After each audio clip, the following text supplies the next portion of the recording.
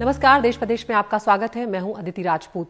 आज सोमवती अमावस्या है और उसके मौके पर हरिद्वार कुंभ में दूसरा शाही स्नान चल रहा है। हर की पैड़ी पर दूसरे शाही स्नान में 13 अखाड़े शामिल हुए, जिसमें 7 सन्यासी अखाड़े, 3 बैरागी और 3 वैष्णव अखाड़े शामिल हैं। वैसे तो शाही स्नान के दौरान प्रशासन ने कोरोना से जुड़े सभी एहतियाती कदम उठाने का दावा किया है, लेकिन इसके बावजूद जो तस्वीरें हरिद्वार से निकलकर सामने आ रही हैं उसमें कोरोना नियमों की अनदेखी साफ नजर आ रही है। लाखों लोगों की भीड़ की वजह से मास्क और सोशल डिस्टेंसिंग जैसे नियमों का पालन बिल्कुल भी नहीं हो पा रहा है। इस बीच ये खबर भी आई कि अखाड़ा परिषद के अध्यक्ष महंत नरेंद्र गिरी भी कोरोना से संक्रमित हो गए हैं। हरिद्वार में कुंभ के इंतजाम पर हमारे सहयोगी क्या तैयारियां हैं, अगर आप संक्षेप में बता पाए। आज सोमवती का शाही स्नान है और इसमें सभी 13 के 13 अखाड़े जो हैं प्रतिभाग करेंगे। इसमें मुख्य रूप से जो शाही रूट है उसको पूरी तरह से दिखवा लिया गया है, सैनिटाइज कर दिया गया है, उस पर फोर्स का डिप्लॉयमेंट है, उसमें पानी की व्यवस्था, पानी छिड़काव की व्यवस्था, चूने की व्यवस्था, ये सब दिखवा ली गई है और हमारे वॉलंटियर्स भी इस रूट में लगातार हैं। कुल मिला के हम उम्मीद करते हैं कि एक बहुत ही शानदार और बहुत ही सुरक्षित स्नान देखने को मिलेगा। किसी प्रकार की कोई समस्या, अगर चैलेंजेस की बात करी जाए, सोशल डिस्टेंस, सामाजिक दूरी की बात करी जाए, वो किस तरह से आप हैंडल करेंगे? इस तरह के मेलों में सोशल डिस्टेंसिंग थोड़ा सा मुश्किल तो है ही, क्योंकि हमारी वरीयता ये रहती है कि किसी प्रकार की भगदड़ न मचे, श्रद्धालुगण आ सकें, जा सकें। लेकिन जो हमारी SOP है उसका बहुत अच्छा पालन हुआ है और बॉर्डर स्पेस बात की हमने चेकिंग की है कि जो लोग कोविड नेगेटिव रिपोर्ट है RT-PCR उसके साथ हैं, रजिस्ट्रेशन करके आए, तो कुछ हद तक तो वो खतरा उससे कम हुआ है। लेकिन फिर भी आपके माध्यम से अपील होगी कोविड अनुरूप आचरण की सभी श्रद्धालुगणों से। तो ये आप सुन रहे थे मेला अधिकारी दीपक रावत को। अब यहाँ पर जो IG हरिद्वार के, उनसे बातचीत की हमारे सहयोगी अक्षय डोंगरे ने, वो आपको सुनवाते हैं। जैसे मैंने बताया कि लिमिटेशंस सोशल डिस्टेंसिंग के लिहाज से बड़ा मुश्किल है। Though we are trying our level best कि सोशल डिस्टेंसिंग को मेंटेन किया जाए, लेकिन घाट एरिया में अगर हम सोशल डिस्टेंसिंग के हिसाब से उसको मेंटेन करने की कोशिश करें तो स्टैम्पिड लाइक सिचुएशन पैदा हो सकती है। तो इसमें हमारी अपनी लिमिटेशंस है। जहाँ तक मास्क है उस पर हम लोग पूरी तरह से कोशिश कर रहे हैं और जो SOP का पालन कराने की कोशिश की जा रही है। हाँ, ये जरूर है कि जो बॉर्डर में काफ़ी बड़ी संख्या में लोग ऐसे भी आए हैं जो विदाउट रजिस्ट्रेशन थे, तो उनका हम लोग RT-PCR और जो रैपिड एंटीजन टेस्ट कराए जा रहे हैं। क्राउड मैनेजमेंट के लिहाज से हम लोगों ने इस तरह के डाइवर्जन बना रखे हैं कि अगर भीड़ बहुत ज़्यादा आ जाती है या तो अलग अलग घाटों में भेजा जाए। और जितने भी हमारे पार्किंग लॉट्स है उसके आसपास भी कई सारे ऐसे घाट्स हैं और हमने शटल बस काफ़ी सारी ऐसी लगा रखी है। 850 शटल बस अभी लगातार चल रही है, जो कि जो पार्किंग लॉट्स है वहाँ से अलग अलग घाटों तक ले जाने की कोशिश कर रहे हैं और उन घाटों पे पब्लिक को डाइवर्ट कर रहे हैं, सो दैट जो हमारे ये मुख्य घाट यहाँ पर है वहाँ भीड़ का डाइवर्जन हो सके। और हमारे साथ जुड़ रहे हैं हमारे संवाददाता अक्षय डोंगरे। अक्षय, आप लगातार हरिद्वार से तस्वीरें भेज रहे हैं, लेकिन पिछले 2 दिनों से जो तस्वीरें आ रही हैं अक्षय, वो हैरान कर देने वाली है, क्योंकि किसी भी कोरोना नियम का पालन होता हुआ यहाँ पर नजर नहीं आ रहा है। और ऐसे में हम जानते हैं देश में आए दिन नए रिकॉर्ड टूट रहे हैं, तो तमाम इंतजामात जो हैं या फिर तमाम जो दावे किए जा रहे थे कि पूरी एहतियात बढ़ती जा रही है कोरोना को लेकर, ऐसा तो कुछ भी नजर नहीं आ रहा। अक्षय,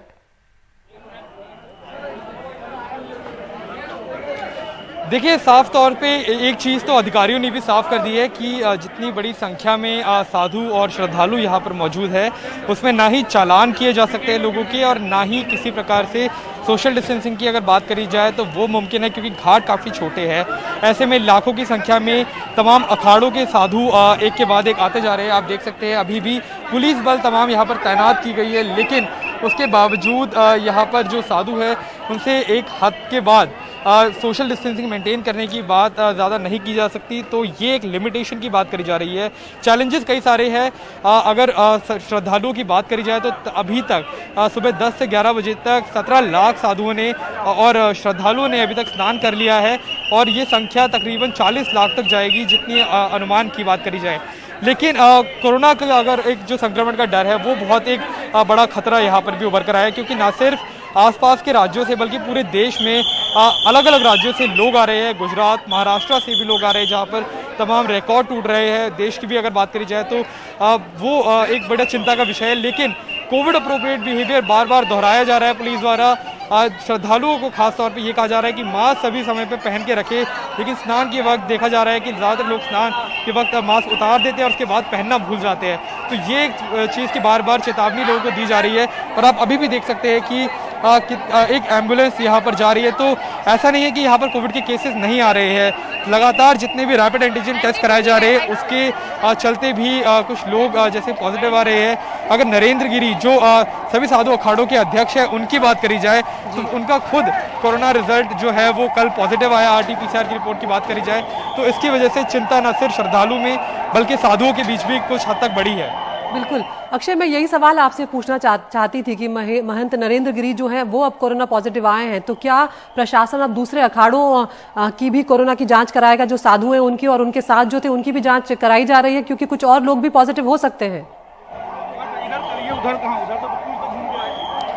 देखिए साफ तौर पर ज़रूरत तो है उन सभी का टेस्ट कराने की। टेस्टिंग ट्रेसिंग की अगर बात करी जाए तो अधिकारियों ने यही बोला है कि सभी का, जैसे कि आप देख सकते हैं पुलिस वाले अभी यहाँ पर घूम रहे हैं, तो टेस्टिंग ट्रेसिंग की बात को काफ़ी महत्व दिया जा रहा है। खास तौर पे महंत नरेंद्र गिरी है, उनके जितने भी कॉन्टैक्ट थे, आसपास जितने उनके लोग मौजूद थे, उन सभी का टेस्ट कराने की बात करी जा रही है। लेकिन हमने ये पहले भी देखा है कि कई अखाड़ों में साधु अपना टेस्ट कराने के लिए राजी नहीं भी होते हैं। तो ये एक चैलेंज रहेगा कि किसी तरह से साधुओं को भी मनाया जाए कि वो अपना टेस्ट कराए और वो खुद भी सुरक्षित रहे और उनके जितने भी श्रद्धालु, उनके भक्त यहाँ पर आएंगे वो भी सुरक्षित रहे। बिल्कुल, बहुत शुक्रिया अक्षय इस तमाम जानकारी के लिए। तो यहाँ पर आस्था जो है वो भारी पड़ती हुई नजर आ रही है कोरोना के डर के आगे, और यही वजह है कि हम बहुत ज़्यादा भीड़ यहाँ पर देखने को मिल रही है। और इस वक्त ये लाइव तस्वीरें आप देख रहे हैं जब अखाड़े आज जो शाही स्नान है दूसरा उसमें स्नान करते हुए नजर आ रहे हैं, डुबकी लगाते हुए नजर आ रहे हैं। और इसी दौरान हमने ये भी देखा कि एक एम्बुलेंस भी वहाँ से गुजरी है। तो ऐसा नहीं है कि वहाँ पर कोरोना के केसेस नहीं आ रहे हैं, लेकिन प्रशासन भी अपनी जो लिमिटेशन है वो जाहिर कर चुका है।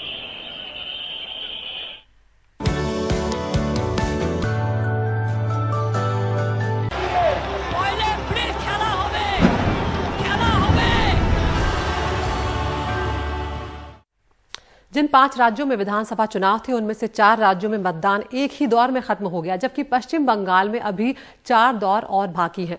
चौथे दौर के मतदान में कूच बिहार में जो हिंसा हुई उसने राज्य की राजनीति को चुनाव में और भी ज्यादा गरमा दिया है। ममता बनर्जी मोदी सरकार और चुनाव आयोग दोनों को कटघरे में खड़ा कर रही है, तो बीजेपी ममता बनर्जी पर अल्पसंख्यकों की तुष्टीकरण का आरोप लगा रही है। मोनिदीपा बनर्जी की ये खास रिपोर्ट। सीतलकुची के जोरपाट गांव में मातम छाया है। पिछले मतदान के दिन सुरक्षा बलों की फायरिंग में इस गांव के 4 लोगों की मौत हो गई।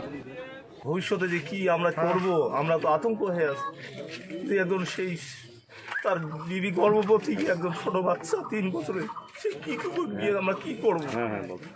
কি করব আমরা ভেবে বাঁচতে পারছি না। তাদের গরিব ফ্যামিলি, রাজমিস্ত্রি কাজ করে খায়, তাদের একটা 45 দিনকের বাচ্চা আছে। এখন এগুলোকে কে দেখবে?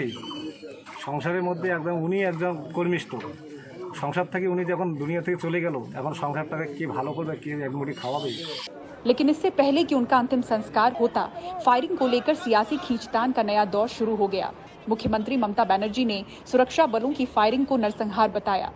CISF has no role to play about the controlling mob because they are specially sensitized for the industrial area. But instead of industrial area, they are being deployed because of this control of the public, and they are not trained for that. They are not trained for that. Very unfortunate thing.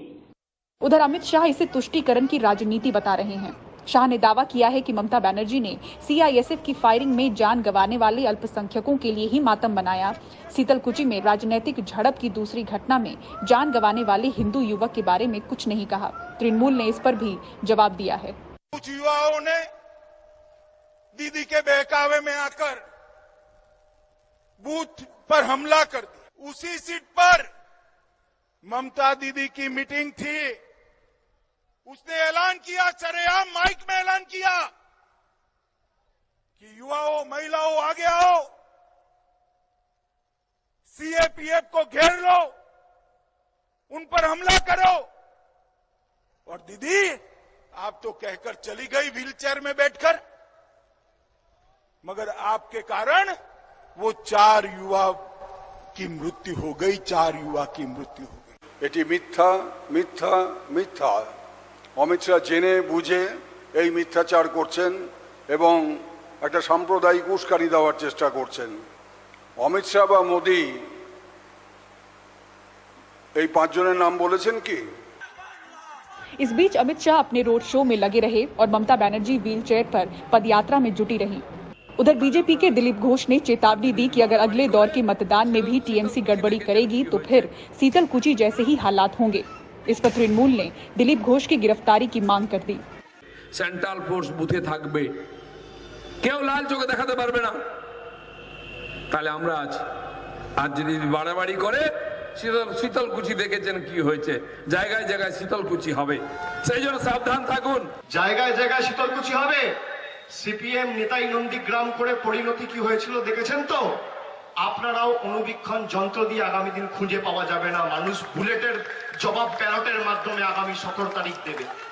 फिलहाल शीतलकुची में नेताओं के जाने पर 72 घंटे की रोक चुनाव आयोग ने लगा दी है। रोक खत्म होने के बाद 14 अप्रैल को ममता बनर्जी इस गांव का दौरा करेंगी। बहरहाल शीतलकुची में जो हुआ उसने बंगाल को हिलाकर रख दिया है। राज्य में अभी 4 दौर का मतदान और होना है और इसका साया बाकी सभी चरणों में साफ दिखाई देगा। मोनिदीपा बनर्जी की रिपोर्ट, एनडीटीवी इंडिया के लिए।